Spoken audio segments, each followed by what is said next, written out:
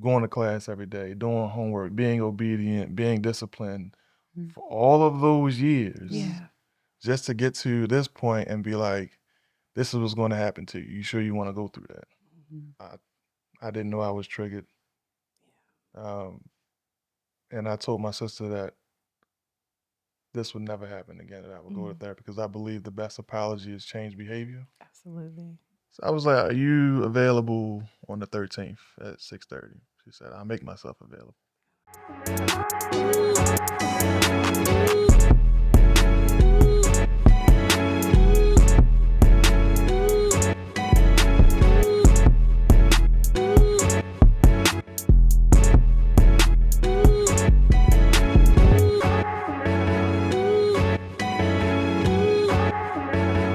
Welcome to Marriage Pinnacles, Chats from the P, where God's favorites link up. My name is Dr. Lara. And I'm Memi. And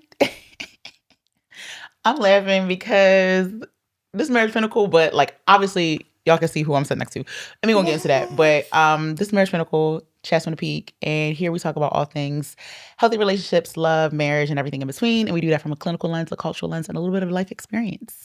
And so I chuckled a little bit because we have our dear friend, William Tipper Thomas, Young Thomas, on the podcast. Welcome. And y'all, I'm so excited because he got so much wisdom. I'm everyday people. Sure, he's everyday people, but he is an old soul. He is. The way he talking now, he was talking like that 20 years ago. So that's true. That is facts. He's an old soul. Parents. Yeah, and it just shows he's wise beyond his years, and he is going to get into a really important conversation that I think we don't have enough of because typically we have women talking about this as not really men. And so today's discussion is about waiting well. So, and when we say waiting well, that means when you decide that you are going forth in a relationship, what does that look like?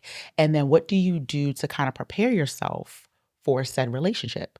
And so you can do a lot of things while you're waiting for that person. You could wall out. You could be working on yourself. You can go to therapy. You could be out here being real silly and promiscuous and all of the things.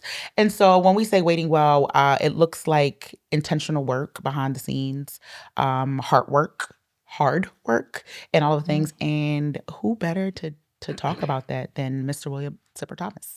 And so before we get into that and we get into our internet show code, could you tell us a little bit about yourself? I'm everyday people. 39 years old. I have to get used to that now. Yeah, just celebrated a birthday. Just had a birthday. Mm-hmm. Happy belated. Thank you. Soon to be engaged. I'm sorry, soon to be married. I was like, soon to be. Still trying to get used to that too. Come on now, a lot of changes. Elevation. Never part of like just a little tidbit, I got my little practice ring on. Oh. I just we never that. Okay, come on now, get used to it. Get used to the new jewelry. Because I don't wear jewelry. It took me forever just to buy put a chain on. Yeah. And then just the logistics of pushing my chair because my fingers are always bent.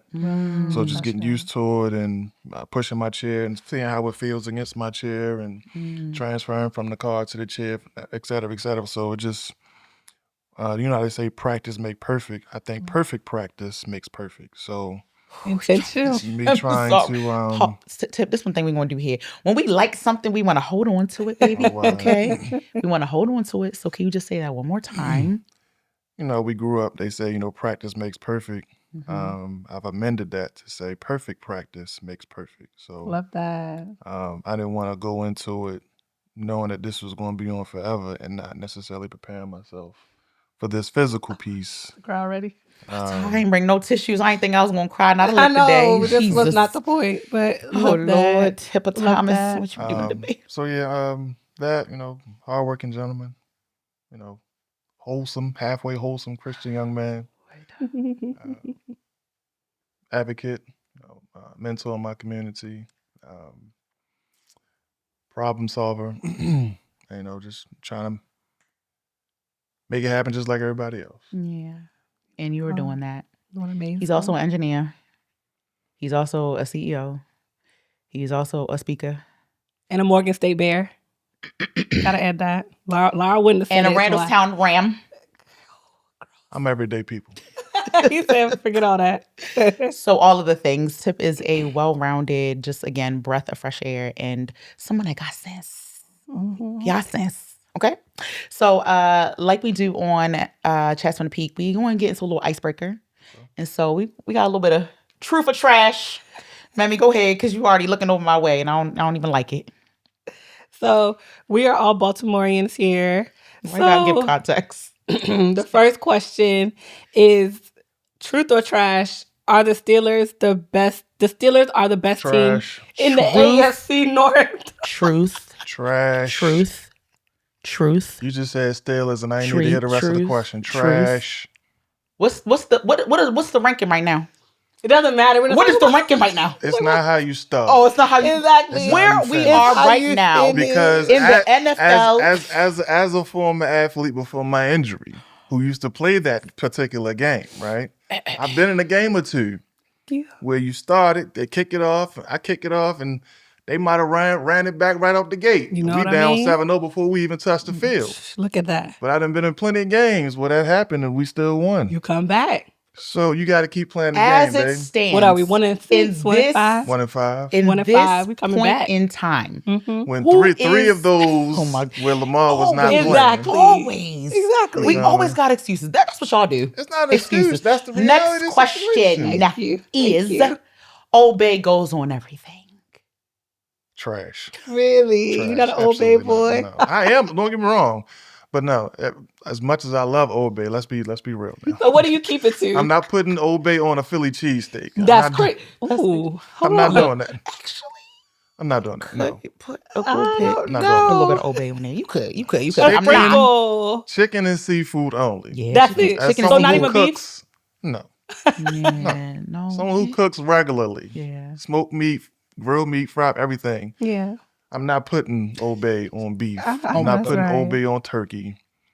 Yeah, it gets a little weird. Chicken and Certain seafood things. only. Seafood Chicken and seafood, I and get chicken. it. Yeah. I get Okay, it. I'll give you that. Light fare. Yeah. Right. All right. So some of the next questions are, we hear from like some of the singles that are in the dating sphere, and we want to know your opinion. Okay. So more truth or trash. Yeah. So for most women, this is something we've been hearing. So for most women, the more education she has, the more difficult she is to date. Truth. Yeah. Tell us more.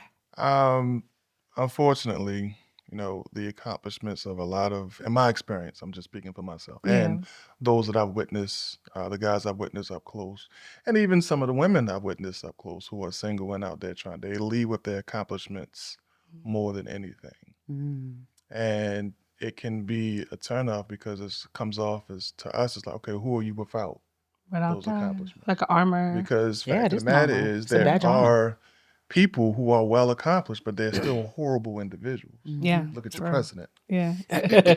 Clock. Yeah, clock it. So it's like, all right, you didn't say anything about how you treat people, Yeah. your reference to God, Yeah. what your family like is like, what you're like when you're not in front of people. Yeah. You don't mention Character. any of those things. Yeah. You're just talking about, just reel off your resume and all that's Yeah. cool. Be proud of that.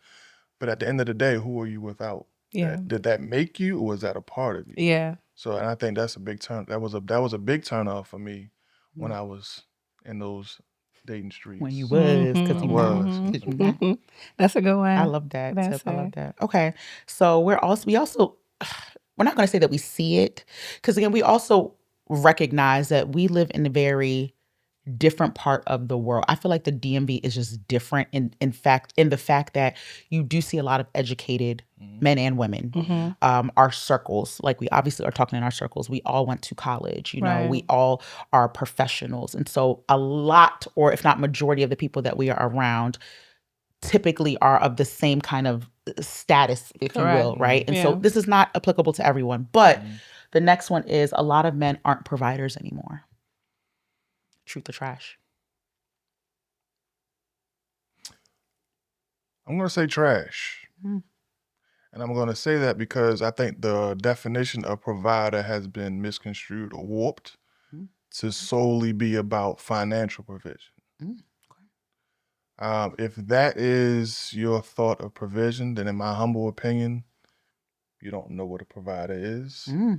Provision is, how we're going to go about doing things in this relationship, in this household, establishing boundaries, standards, protection. Those things have nothing to do with how much money a man makes. That's good. That's good. It's fair. We kind of talked about that on our last episode. Provision, yeah. On one of our last episodes. Even spiritual guidance, emotional intelligence, all of those things have nothing to do with how much money Yeah. someone you're makes. right. You're not wrong at all. All of that falls in the realm of provision. So depends on what your definition of provision is. That's good. That's good. That's good. So the next one is, we've talked a lot about like soft life, Yeah. and we talked earlier about like women leading with their accomplishment. But something else that we're hearing is that women are kind of like too masculine, and women are not soft anymore. So would you say that's truth or trash?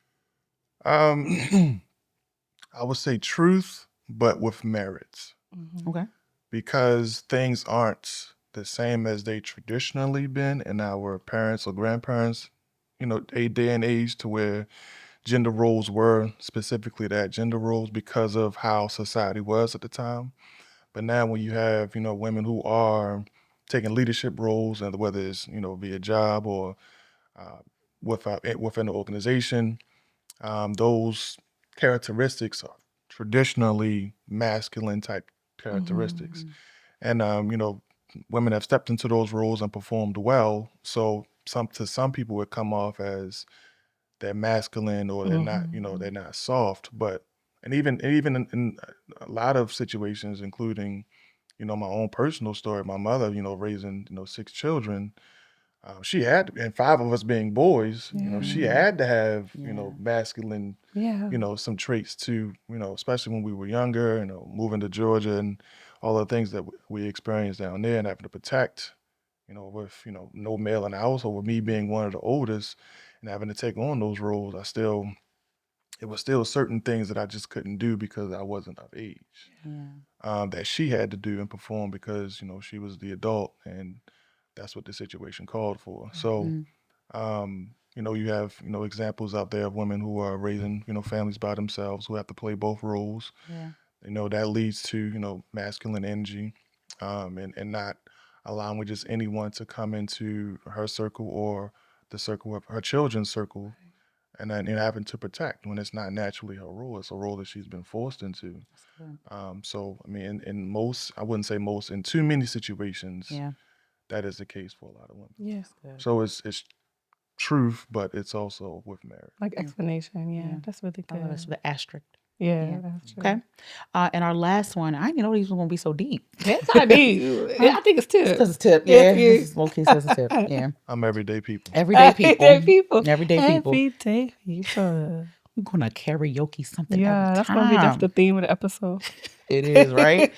Okay, so our last one is, a lot of men don't pursue anymore. They expect to be pursued. And please take into account this red pill culture, because don't forget it. Like, it might not be the people you around, but let's broaden it out. And numbers. And the numbers. A lot of men. So, to borrow a term from the kids these days, I'm going to say 6'7". Stop. Can you explain 6'7", please? Because I don't get it. 6'7" means it can go either way. That's the first time I've heard an explanation. Yeah. That is the first explanation I've ever heard. Thank you. Thank you. It had to be a millennial to explain it, because the Gen Z would not explain to me. They themselves don't know what it means. I'm like, what does it mean? It means it can go either way. It can go either way. Oh, my kids are going to be so happy to see this episode. It's a wash. No. It's a, okay. They'll say, would you rather this? 6'7". That's what it means. God. How we got to 6'7", I don't know, but that's what it means. But thank you for that explanation. Thank you. Something that I can hold on to. So if you don't take nothing from this episode. Exactly. At least you know what 6'7" is now. We know what 6'7" means. Praise the Lord. Take that. Because I didn't know. 6'7". So I have seen some examples of men who felt like they were in a position because of how the lay of the land, far as the number of qualified Black women and versus qualified black men, that since they're in that small number, that the women should have more responsibility pursuing them now.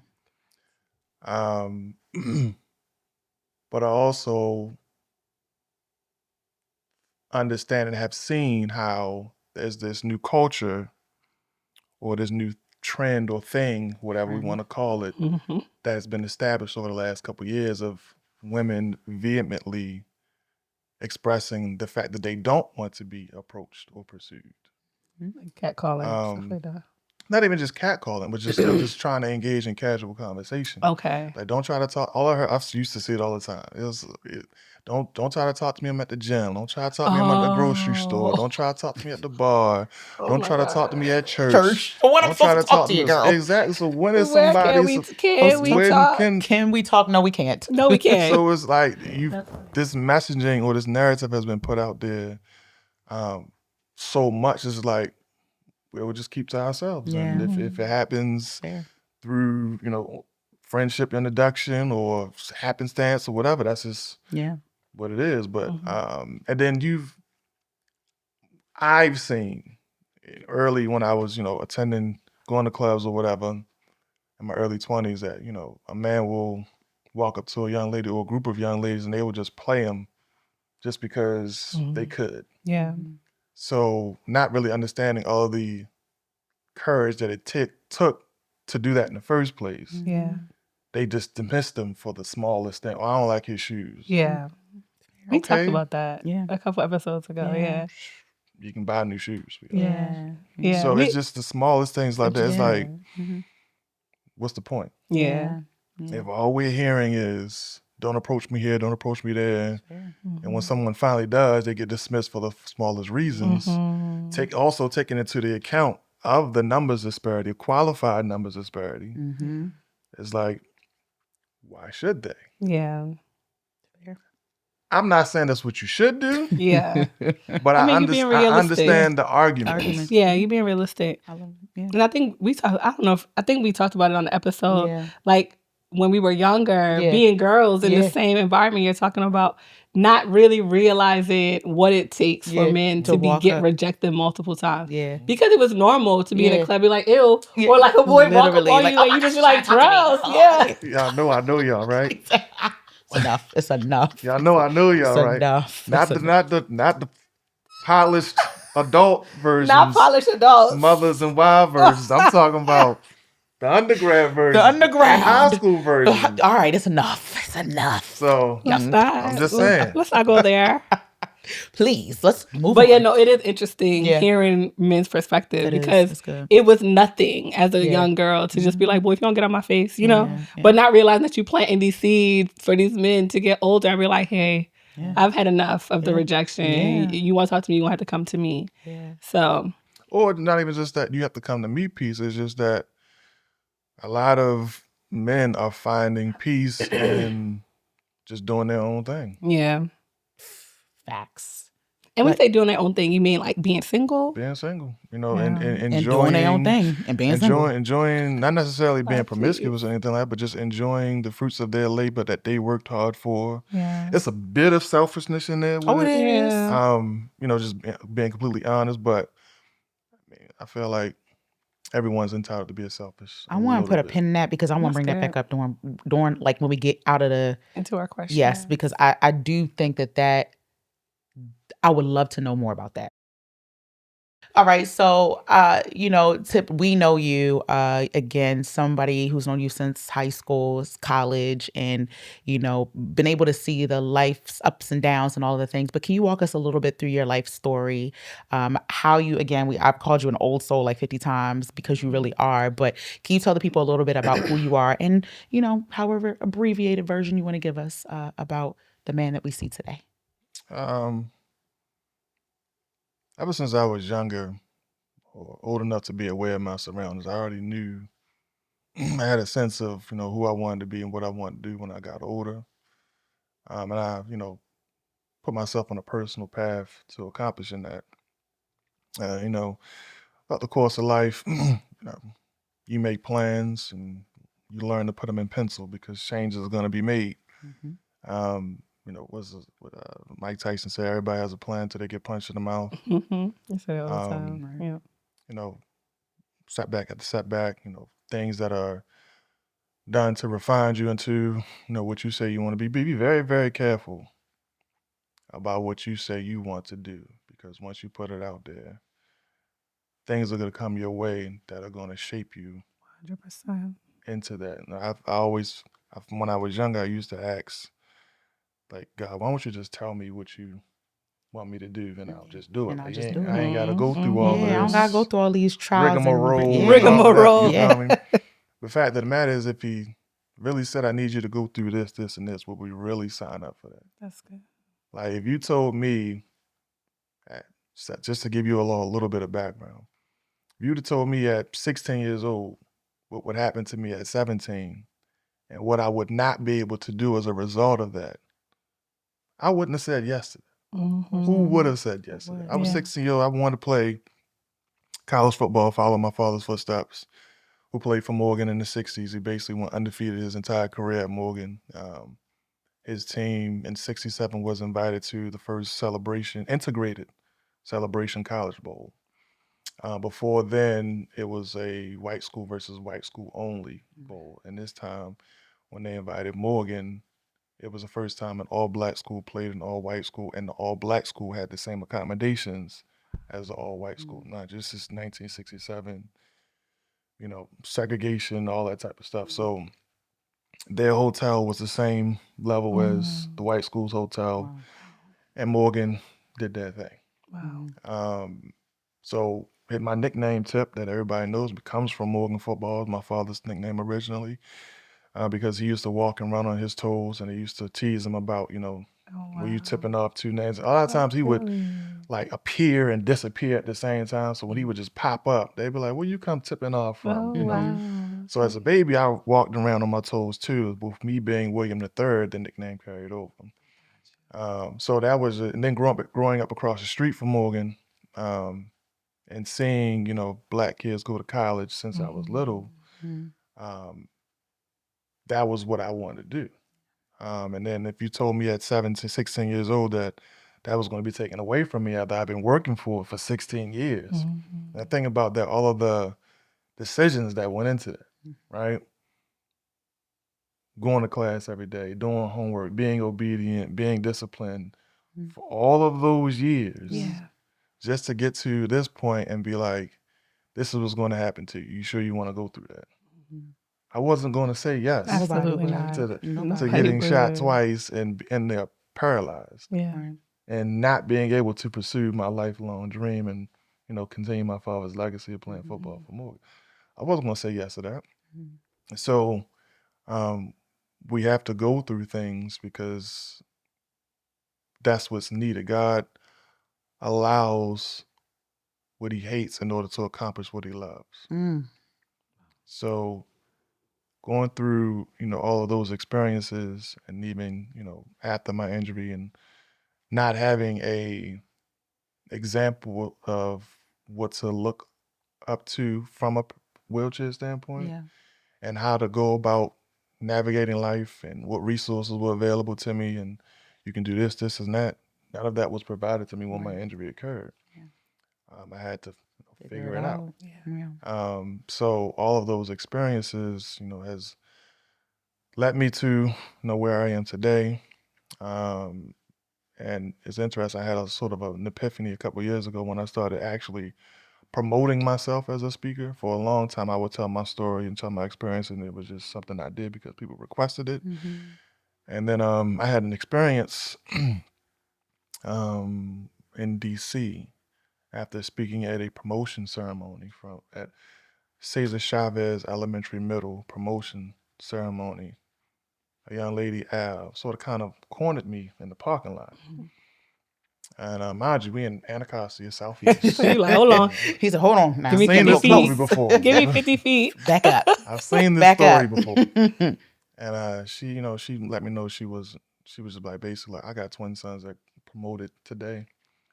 And if your story could hold their attention, I'm trying to do this by myself, their father's not around XYZ. if your story can hold their attention the way you did, I think you can do a lot of good. And I need you to promise me that you'll try to tell your story to as many people as possible. And I was just like, okay. All right, I'm like, lady. all right, Okay. Okay, thank you. I had no idea how I was going to do it. Right. I don't even remember the young lady's name. I don't remember what she looks like. Yeah. I just know there's a young lady in 2014 time frame that I made a promise to in the parking lot of the Arc Center following the Cesar Chavez Elementary Middle Yeah. promotion ceremony that I would tell my story to as many people as possible. And I Done that. did that. You know, I was on a high. I was flying up 295 to get back to work, trying to figure out how I was going to keep this promise to this young lady that know who I am and I don't know who she is. Yeah. And, you know, that one led one thing to another, and speaking engagements continue to come. But even that whole journey of being on the road and traveling and having my face on flyers and hearing people, you know, hear my story and being on stages, that, you know, led to some of the decisions I made to change behaviors that I had as a single person that led me to being in a position to be, you know, a soon to be married man now. That's good. So you felt like you needed to be more of an example. Is that what you kind of were going through? I always felt I had to be an example as being one of the oldest of 6. And then conducting myself the way I conducted myself growing up, knowing what I wanted to accomplish. I knew I couldn't do the same things as everybody else did. Yeah. So, yeah, I always knew I had to, you know, conduct myself a certain way. But yes, even when my injury occurred, I didn't have an example of what positive life after trauma looked like.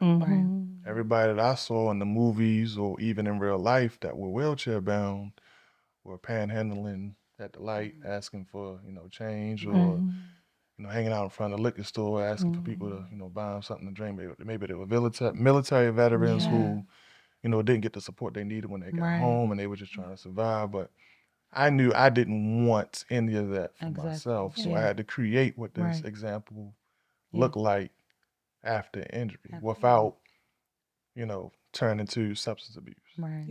I didn't do it before my injury. I definitely was, even though I had every excuse to start post-injury, I still didn't want that to be my example. And I just, you know, kept pushing. But now I'm able to be in a position to where I can go back to University of Maryland Shock Trauma Center and visit, you know, newly spinal cord injury patients and, you know, let them see what life after trauma looks like, you know, in a positive light, and say, hey, you can go to driver rehabilitation school. You can go to this, you know, center over here and they'll teach you, you know, how to do X, Y, Z. And there are programs out there for you to, you know, sign up for if you want to buy a home or get an apartment, or, you know, there are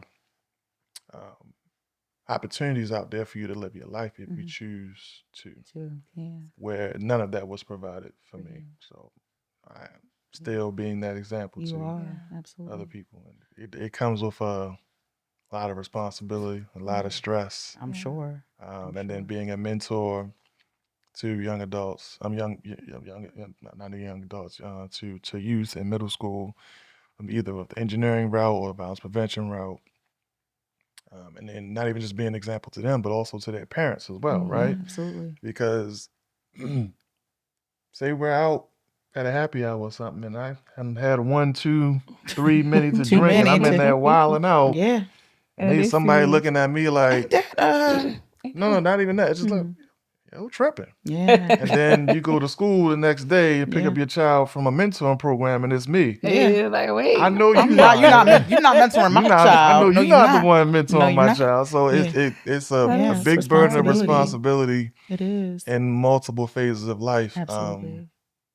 That I didn't ask for, but, you know, I understood what the calling was, and, you know, accept the responsibility. And so I hear you talking about a lot of facets, right? A lot of different areas that you've had to be the example and you've had to kind of learn as you go. What did, so I'm going to put his business out there just a little bit. So, how did you navigate dating after? Because he was, tip. Yeah, he was that one.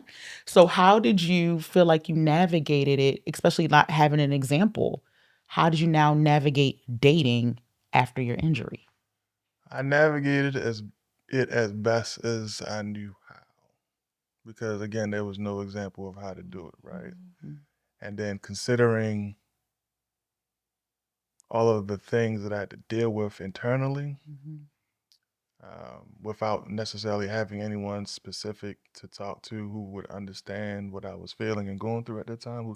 Nobody who even had a remotely close example of my experience was, right? Working for something your whole life and having it taken away from you over something you had nothing to do with, and then being plunged into making critical decisions while I'm laying in a hospital bed on how your life is going to go.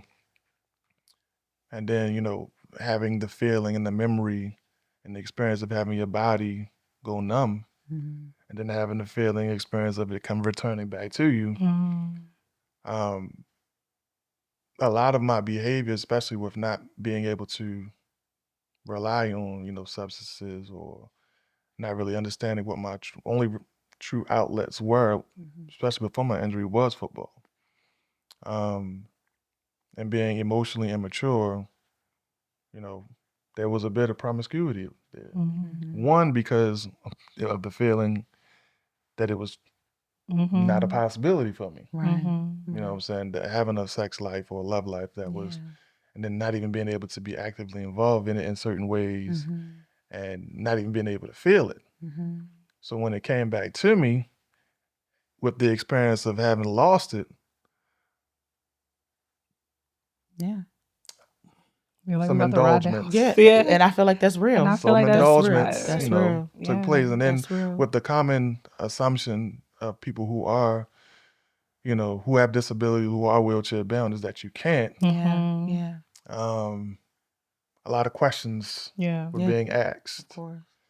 That, if you engage in the right so he was loudmouth like, oh, person, come find out. Come see about me. You feel me? If you engage in the right loudmouth person, like I can show you better than I can tell you. I mean, that's what it was. Let's be honest here. That's why you want 19-year-old self. I get it. For sure. Let them be the mouthpiece for you. I don't need to do the talk. Yeah. That's real. That's real. That's funny. Okay, so from that 18, 19 to now 39, right? There's something you used to tease and always say. You would say, I'm be a sugar if I don't get this ring, if I don't meet her and put a ring on it by the time I'm 41, whatever, 41, I'm be a sugar daddy, and that's gonna be that on that. And so we laugh about it, right? And obviously that's not the case, right? But I wonder, and correct me if I'm wrong, like, was that a fear for you though? Was it a fear that 41 is kind of it's there, it's happening, it's close. Yes, I've dated, yes, I've been in relationships, but I haven't found the one. Was it a fear that I could be a sugar daddy for the rest of my life? I don't think fear is the word I would use. All right. I was actually looking forward to it. Please. Bye, sir. Leave me alone.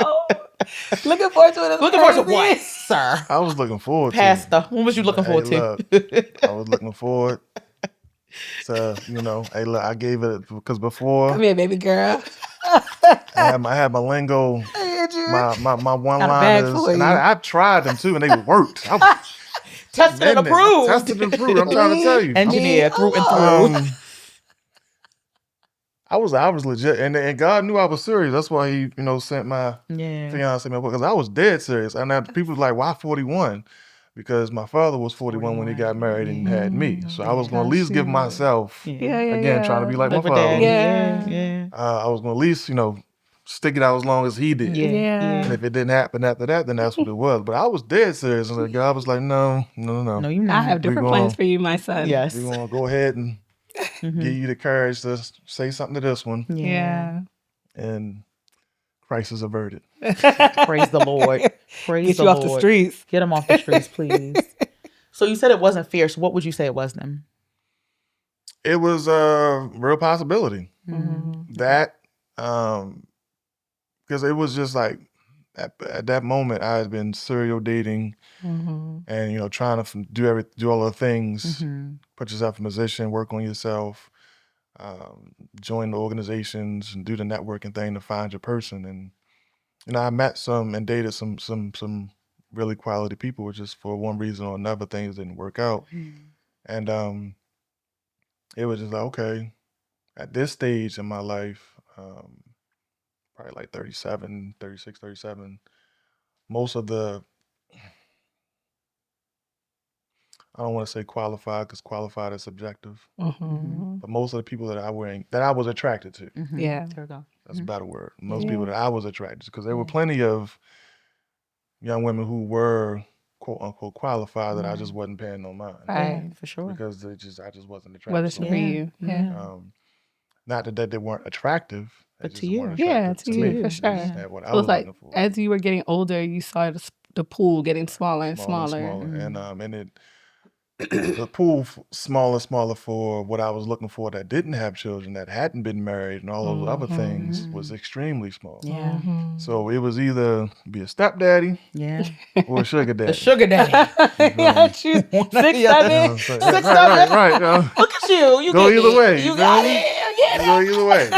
6, 7. So, but it was a real possibility. So when I necessarily, and then I never shunned the whole stepdaddy season, stepdaddy life, because my father was a stepfather to my sister. Yeah, right. My sister's 20 years older than me, so my mom started all the way over with me. You. So, and my father, he took on my sister, signed for her first car, the whole XYZ. So again, me not being above anything that my father did, I was fully open to, stepdaddy life. Yeah. And I feel like you said something interesting. I just want to highlight, because so often we hear about the dating pool for women and like how there's not a lot of men, but you're saying like you also seeing the same thing for women. I think that's something that's not really highlighted a lot enough, is that men also feel like their options are closing in on them. Yeah, I mean, because again, even though the numbers of qualified Black women are significantly greater than there are for qualified Black men, what you're looking for specifically, and what your desires are, what you want to do with your life, finding a mate that fits that is still very, very small. Now, if I wasn't trying to find my person and trying to accomplish the things that I'm about to accomplish, I was just trying to do my thing. It's a lot. Right, of course. It's a whole lot to choose, especially in this area. A lot of highly qualified, educated, high paid, highly paid Black women. Come on now. The women got the coins. The Atlantas, the Houstons, Yeah. the Chicagos, the Dallases, those hotbeds for, highly educated, highly qualified Black women. If I want to just do my thing, I'm in a good spot to just do that. But since it's not necessarily something that I always desired, but it was definitely something that was, something that I could look forward to. Something that I could really see myself being a part of. Before my parents divorced, life was great for me. And then once they divorced, everything went downhill. So just trying to put myself in a position to find my person to, recreate or relive that married life or that family, that nuclear family life, is something that I want to pursue. Plus, another personal experience that, sort of kind of triggered everything for me. Okay. Why you look at him Because like I want that? to ask, but I'm not gonna. It's all right. He did say that Sometimes. kind of Okay, coded so me. since I Thank alluded you. to it, Yeah, I was saying you alluded, but I thank didn't know if you you. wanted to share it. And Lara I'm was gonna like, push because I'm one. I'm not gonna go into all of it, but Yeah. April 16th, 2021, I lost my mother. Um, and I was her caregiver for about a year before she passed. And I had bought my home, and she was living in my home. And once she passed, and the initial stages of someone passing away, everybody coming over, bringing food, kind of stopping by, checking on you, services. You may get a few texts, hey, just checking on you after that, and at some point in time, everybody sort of kind of goes back to life as usual, right? But I was still in that house where I was taking care of my mother, dealing with all the things by myself as a single person. It truly set into me what God meant by saying man is not meant to be alone. Um, and I understood that I understand my life and how God speaks to me. Like sometimes he speaks to me through trauma. Sometimes he speaks to me through circumstance. Sometimes he speaks to me through spoken word and music, and my talent being a public speaker. I can hear things that other people may miss, but I know that's God speaking to me. Yeah, for sure.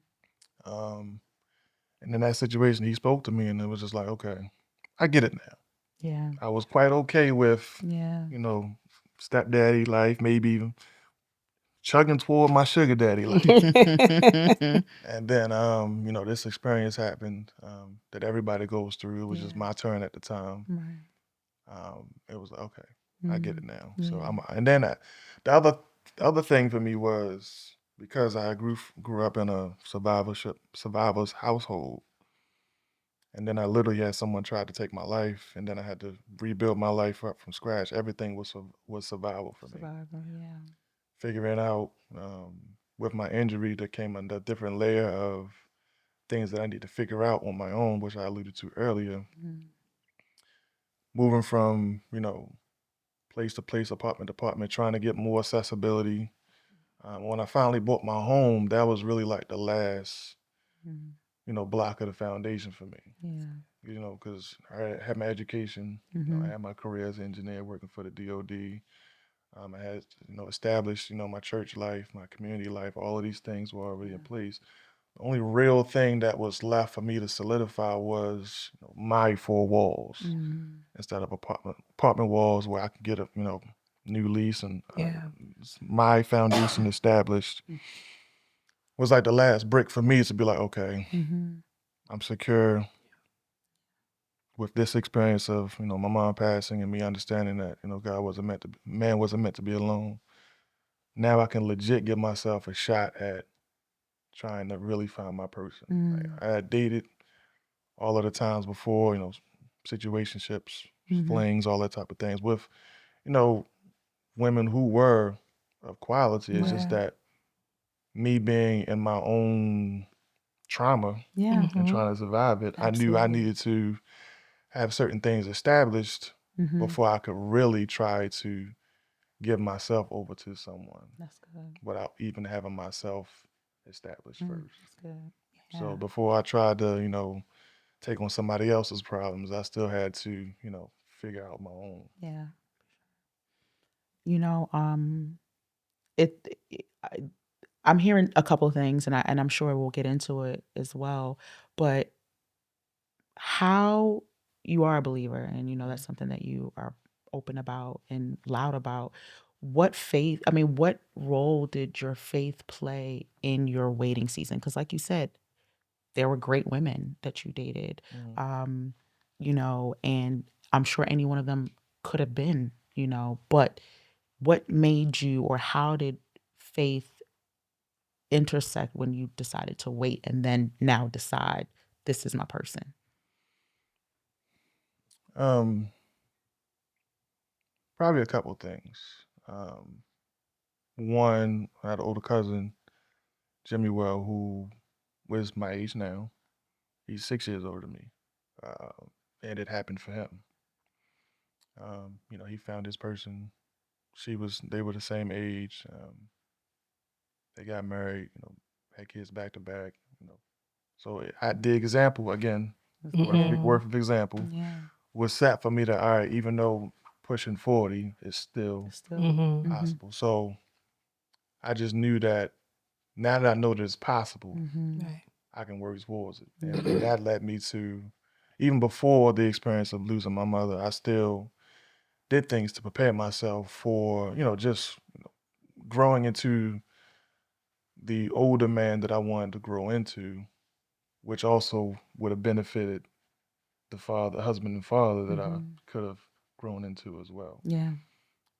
So doing the things like, increasing my faith by going to my church. We have a discipleship program, which is 3 years long. At the commit, it's literally like seminary school. Oh, wow. We have to commit to, so we have class on Tuesday, Wednesdays, and Saturday morning. You have to commit to one of those days for the next 3 years. So if you wanted to send a hit band, you knew where to find You knew where me you were one of them days. one of the days. So, Wow, that's and it was cool. literally, we had to take tests. We had books, we had materials, we had to do missionary assignments.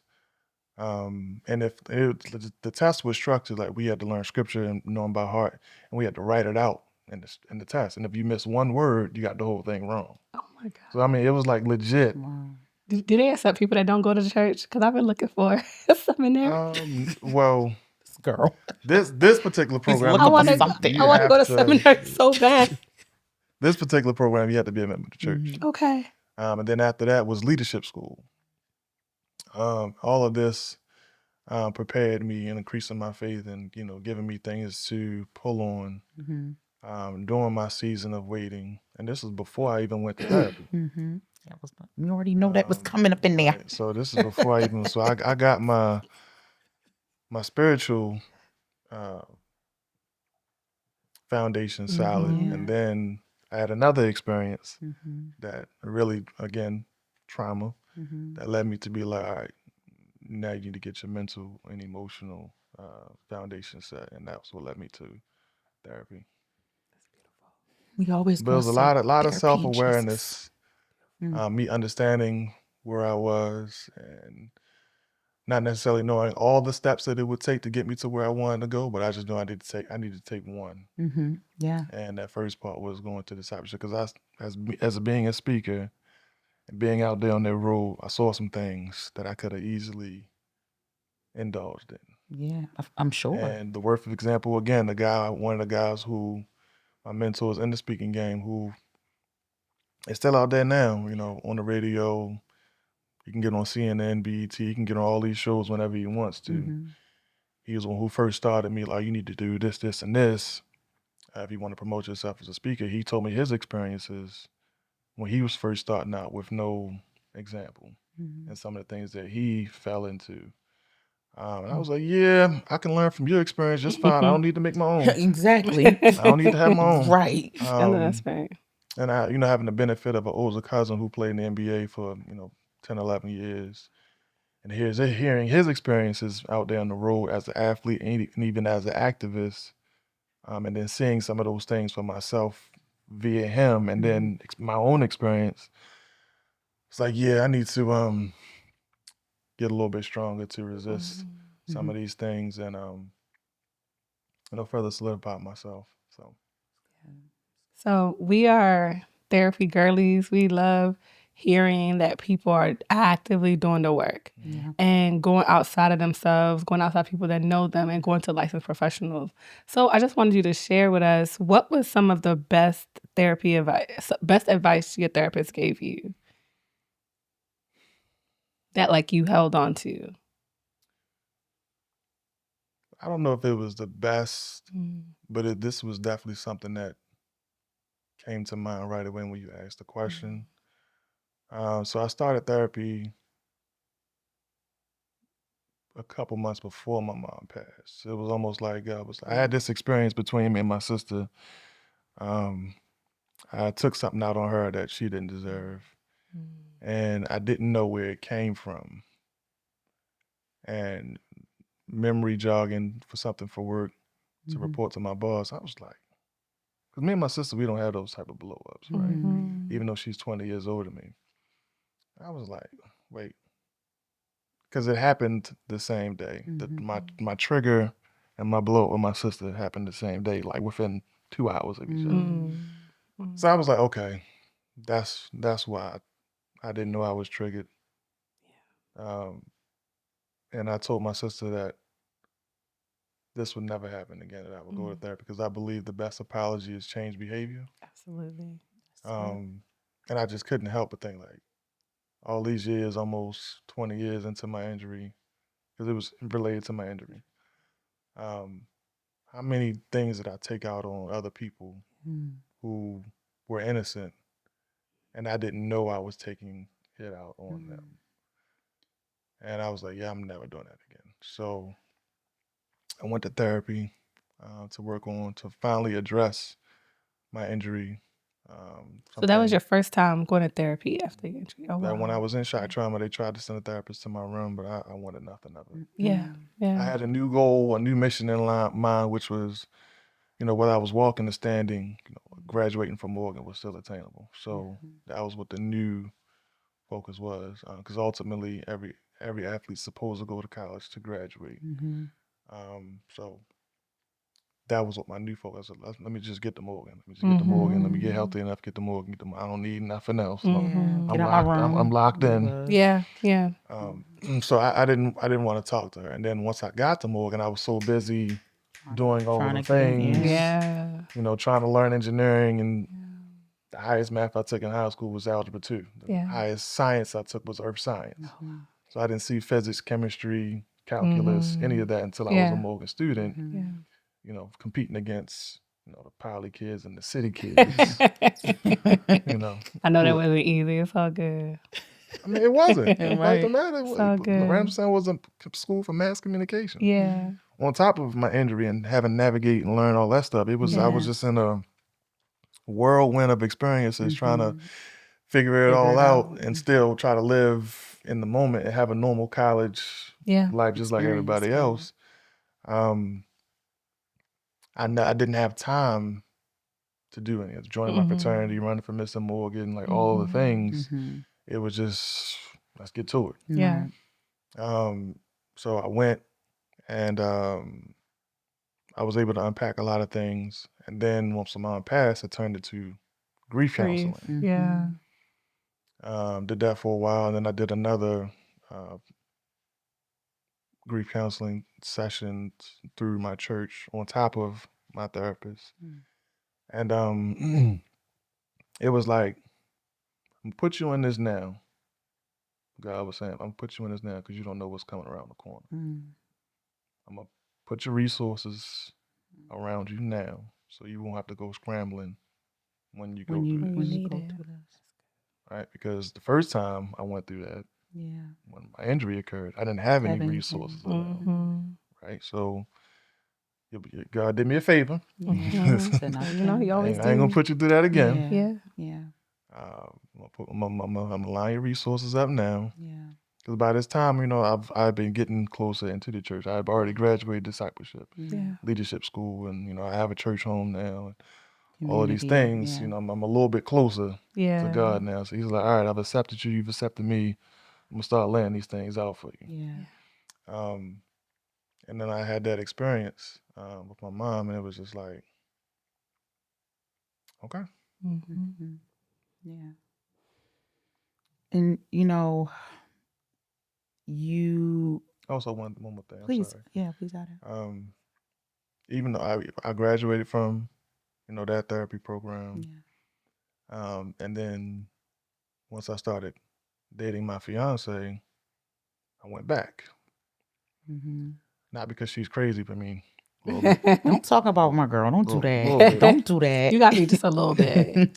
But just so pinch.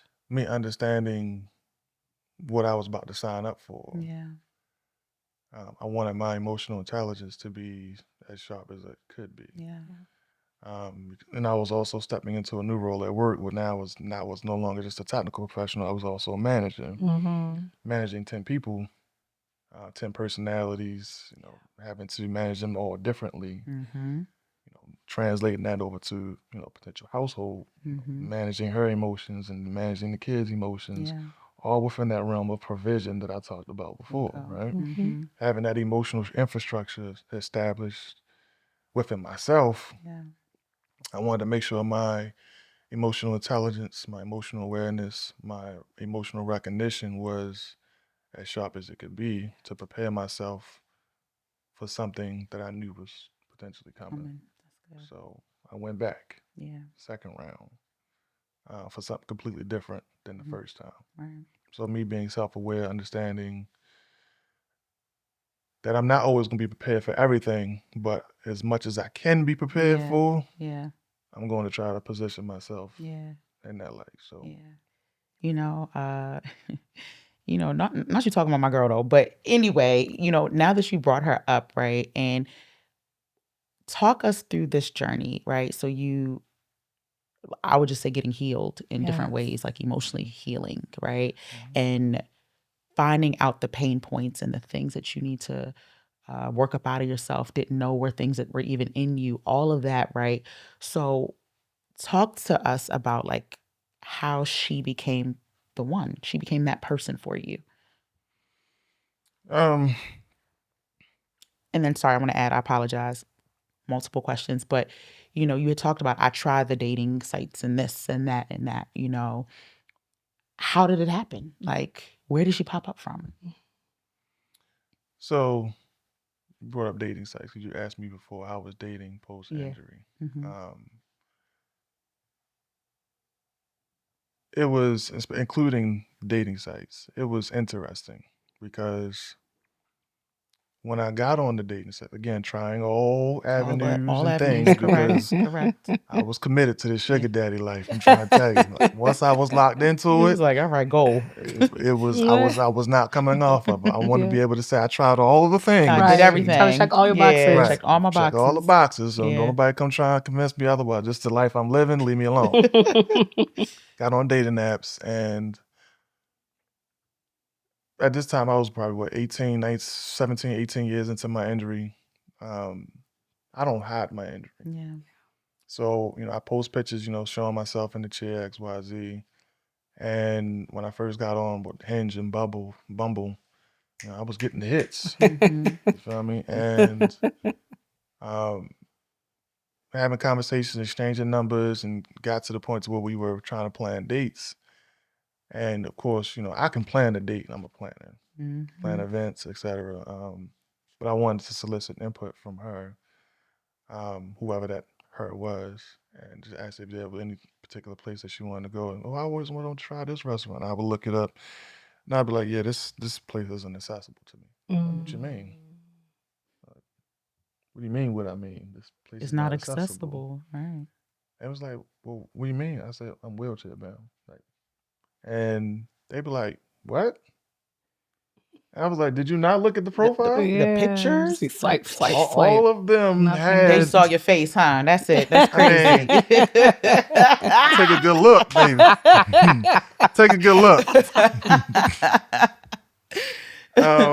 But they would say, I didn't even notice, XYZ, and I see it now. But at every time we got to that point, the energy would shift.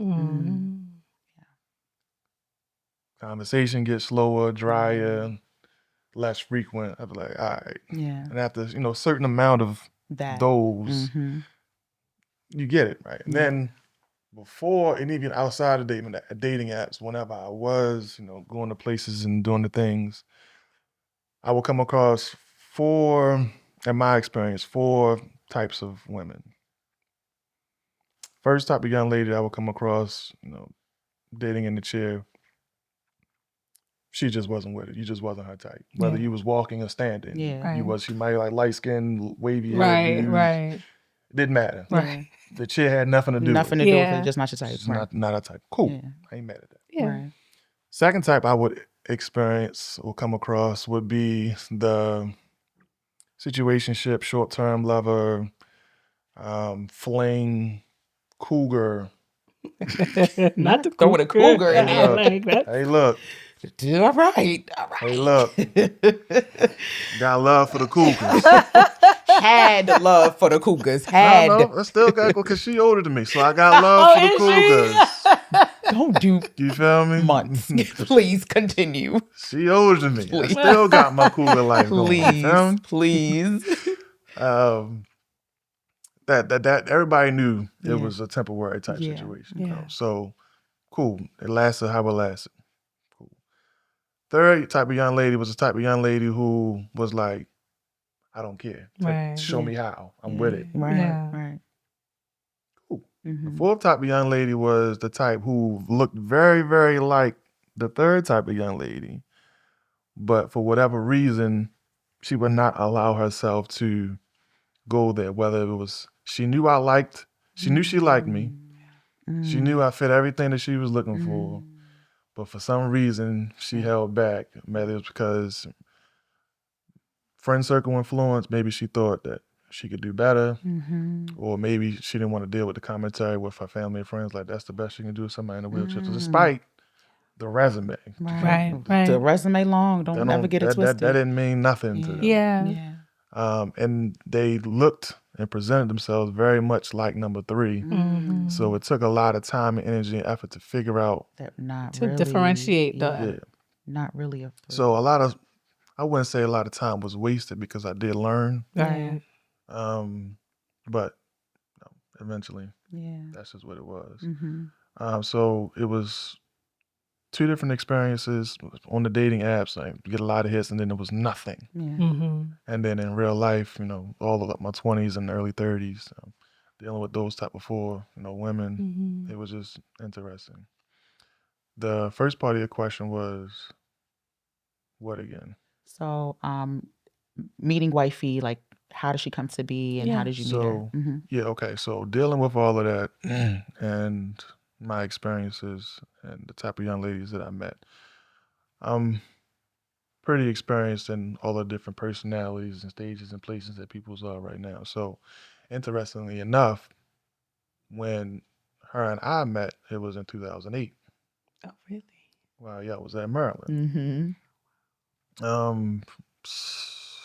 Fall break, winter break, 07 into spring 08. Her birthday is in January, first week of January.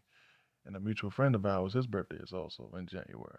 So we were going to the spot Seabo's in Owens Mills for 25-cent wings and karaoke on Wednesdays, right? Good time. Good old days. So, I went up there for my friend, and she coincidentally was going up there with her friends to celebrate her birthday. We get up there, some of her friends are my line sisters. Okay. So get up there, everybody's having a good time, your boy got me up there getting embarrassed in karaoke because he wanted to go up there half drunk and sing Just My Imagination. Just my and I wasn't going to let him go up there and make a fool of himself by himself. That's cute. I went up there and we sung, and then towards the end of the night, I asked my line sisters, I said, hey, give me y'all bill, I'll take care of your bill for y'all, right? What he does. Wow, really practicing. I'm telling you. Getting ready for 41. At this time, I hadn't made that decision yet, but apparently it was already It was already in you. It's not on you. It's in It you. was destined. So I was like, yeah, just taking care of my line sisters. Yeah, that's sweet. And they was like, well, if you're gonna pay for somebody, pay for her because she's the birthday girl. Okay, cool. Took the bill, paid for it. I ain't trying to get a number. None of that. You feel me? Took the bill and paid for it and went on about my way. Plant the seed. I'm gonna get to that. Come on now. So over the years, we would see each other at different, because she was an engineering major at Maryland too. So the Nesby events, the Bay Area events, we would see each other, just, hey, how you doing? Going up to Poly City tailgate, stuff like that. And we would just see around each other around the city. Got a lot of mutual friends. And, I just left it at that, really. Yeah. 2018, I believe it was, we had a STEM expo at my church. That I came to, and I forgot what activity I was doing for the kids, but she brought these snap circuits up there for the kids to play with. And when I saw them, I was like, oh, that's cool. I was running a middle school mentoring program at Windsor Hill Elementary Middle. And I was like, I'm thinking about, let me see if I can borrow these to see if my kids like them. So that's why we exchanged numbers and information. I met with her, at her school. She was a teacher at the time. Exchanged, numbers and had to coordinate and all that type of jazz. Returned them. Still nothing. Like, not far. It was all business, right? Summer 23. She started popping up on some of my close friends' Instagram story. I mean, we had been following each other on Facebook and Instagram, but Never. she didn't really post like that, and I wasn't posting too much either. I was just post every now and then, whatever, right? She started showing up on some of my close friends' IG stories. So I was at the time, I was dating someone, but we were on the outs because I was trying to find my person, and this person, again, between 3 and 4. I was about to say she was showing 4 traits. Right. 6, 7. Did I do it right? No. Dang. No. Dang, I ain't do it. No. Moving on. Again, being intentional about trying to find my person, it was just like, all right, you been non-committal. But you knew going into this what I was trying to be on. We 6 months, 7 months in, and you're still not sure what you want to do. Yeah.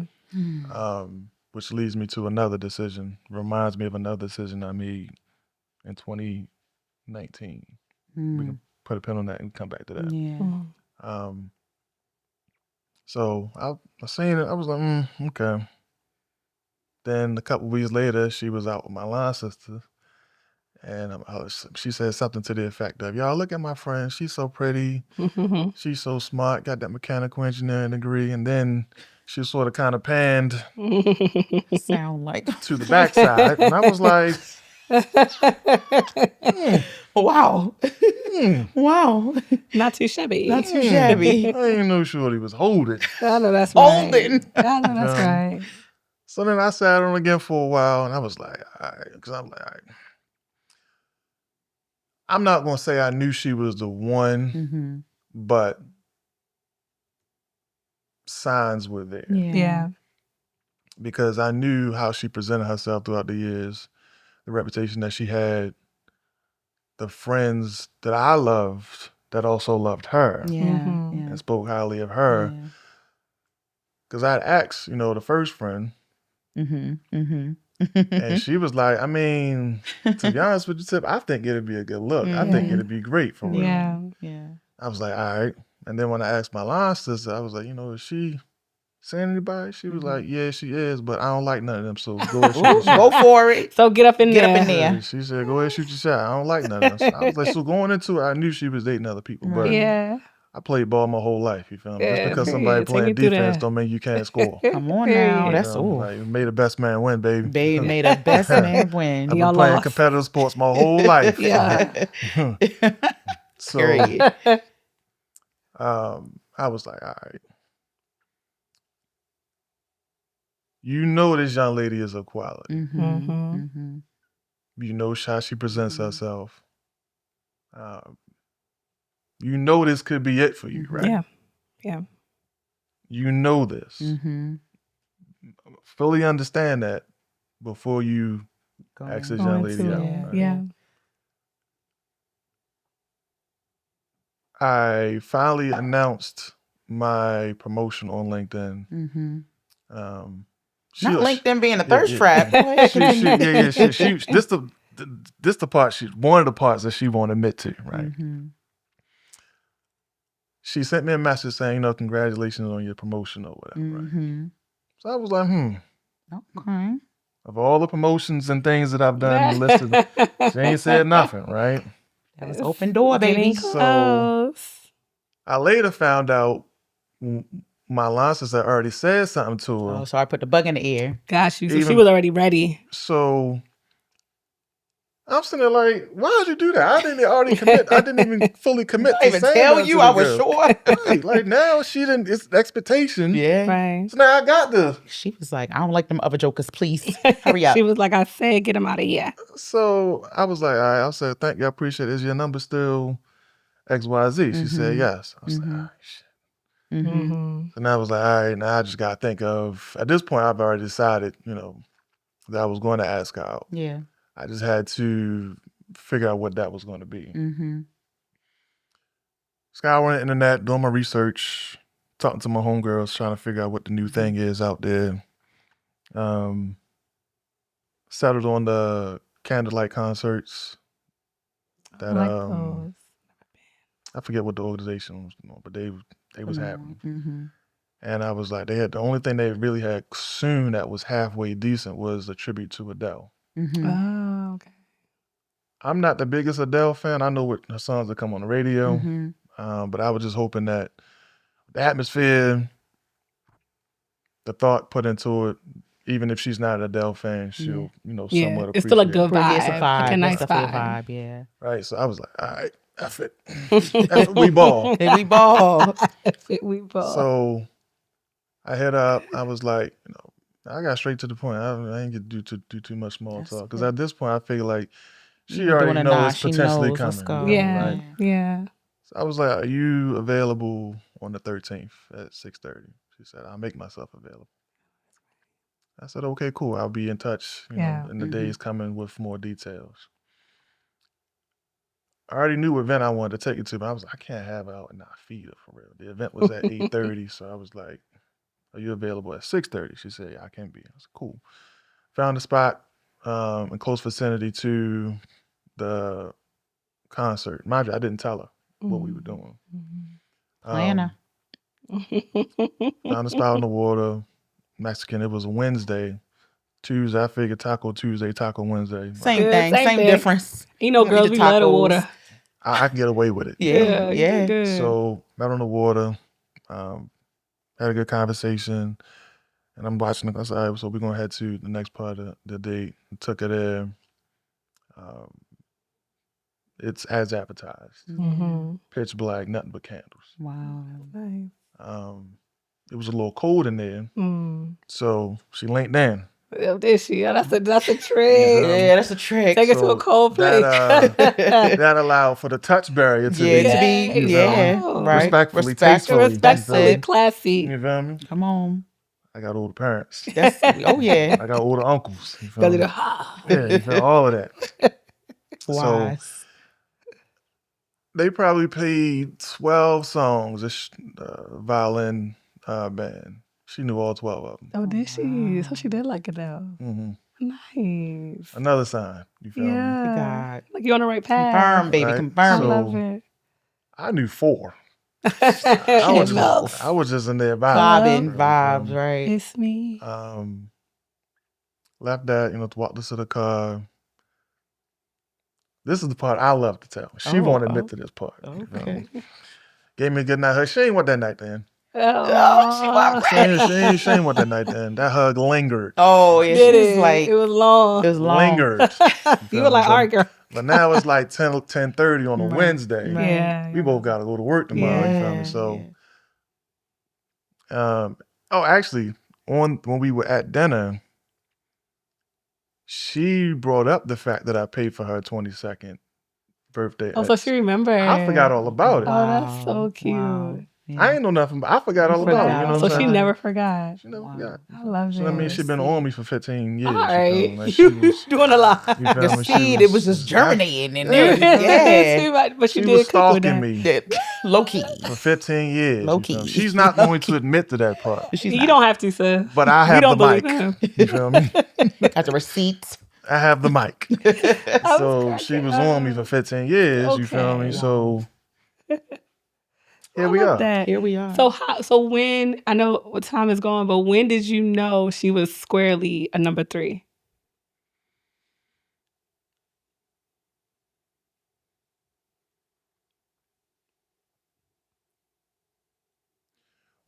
How quickly she took me to meet her family. Wow. Okay.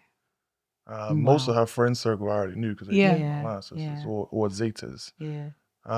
But how quickly she took me to meet her family. I met her parents at a hole in the wall spot off 25th Street. Her father's friend has a band that they were singing in. And he invited us to come. Mhm. So I went and I ran into a frat brother of mine who sings as well. And he wasn't going to sing until I asked him if he was going to sing. Okay. And I don't think I told him this, but he won me a lot of brownie points Oh, that's that great. night because he Wow. sung. He was like, my young frat brother in the back. I wasn't planning on singing, but he asked me to sing, and I guess I don't know. It was just Special. impressionable to Yeah. her parents that I have older Yeah. guys who got think you. highly of me and who Yeah. will, Do go that out for there and do that you. for me because Yeah, that's that's the sweet. type of relationship that we Yeah. have, Yeah. and that I was comfortable in a spot like that. Most people who are not used to being around older people our age, they don't, Right. it's a certain level They'd of be ready to comfort level, go. right? Yeah. Yeah. That was my kind of spot because Yeah. my mother, she was Yeah. a waitress at Corinthians. Oh, Yes, she So I was was. used to, old heads and old head night, and I grew on up listening to their type of music. I was in my element. So that's crazy thinking about you being prepared for this moment. Yeah. So when people talk about divine alignment and how God creates us specifically for certain situations and people, that's what's bringing to my mind. Sure. Right. And like I said, that was quickly into us dating, and I'm big on being included.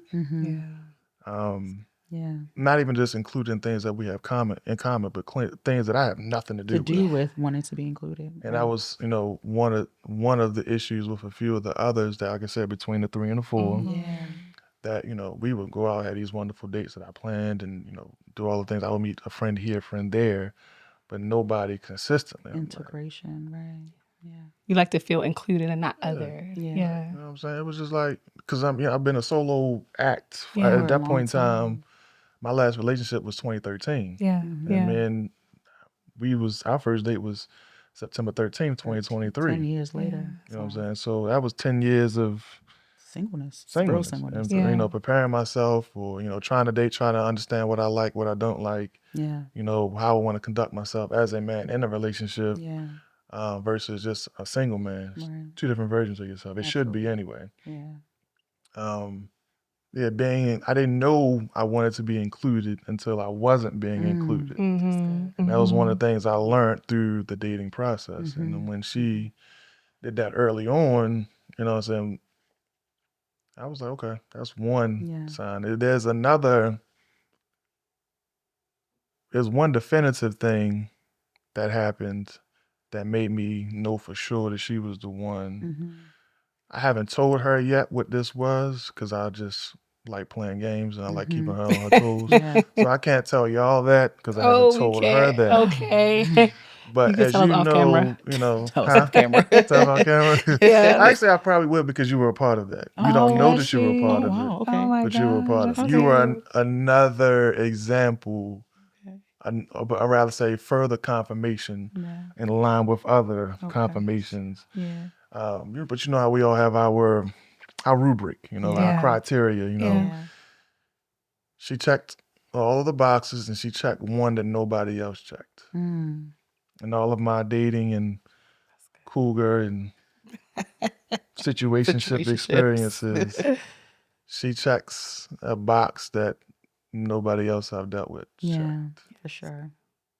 Yeah. So, I love that. I mean, she checked all the boxes everybody else checked, but nobody else checked. Check that It one was the box. differentiator. Yeah, this is the one. Yeah, That, I love that that. last box on the bingo card. Yeah. I love it. Yeah. And I think, I think it is about waiting well, right? And we are seeing a testament of someone who's gone through trauma and someone who's gone through having to do the self-work and be in therapy and lean on Jesus and lean on his faith. But here we are finding the end and finding this beautiful love story. And so we want to encourage you guys to not only wait well, but do the work while you're waiting well. We want to thank Tip so much for just giving us his wisdom, his insights, his journey, and being vulnerable, being transparent on the podcast. And we'll make sure you guys tune in to another episode of Chats from the Peak.